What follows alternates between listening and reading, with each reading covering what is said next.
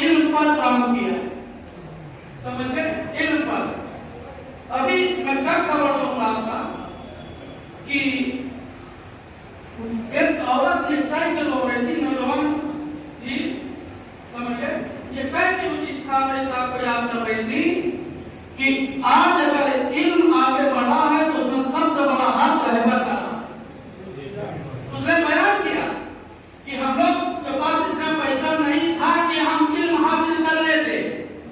پورے ایران میں ایسے محتاج لوگوں کو، ایسے جان مسکین لوگوں کو، ایسے یتیم بچیوں کو انہوں نے اپنے جو ہے مانے جو آتا تھا اس سے لوگوں کو پڑھا لکھا کے آگے بڑھایا.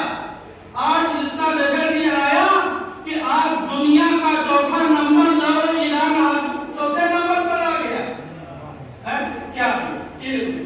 تو اسلام علم چاہتا ہے. لہذا نوجوانوں سے کہوں گا، ماں باپ سے کہوں گا کہ اسلام بہترین کامیابی کا راز ہے کہ جہاں پر آپ کامیاب ہو سکتے ہیں. ایسا نہیں کہا مولا جی نے کہ جو کچھ بھی پوچھنا ہو پوچھ لو، کب اس کے میں تمہارے درمیان میں نہ رہوں.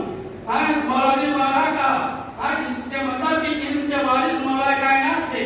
اسی لیے رسول اللہ نے حدیث میں بیان کیا کہ مدینہ العلم وعلم بابها مشعل علم علی اس کا دروازہ ہے.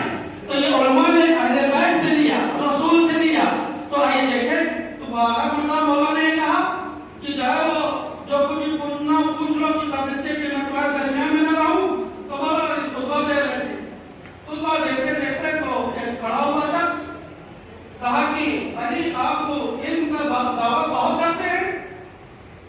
آج میں آپ سے کچھ سوال کرنا چاہتا ہوں جو ہمیں سمجھ میں نہیں آتی. تو مولا نے کہا میں تو کہتا ہوں کہ جو تم دین آئے پوچھ لو.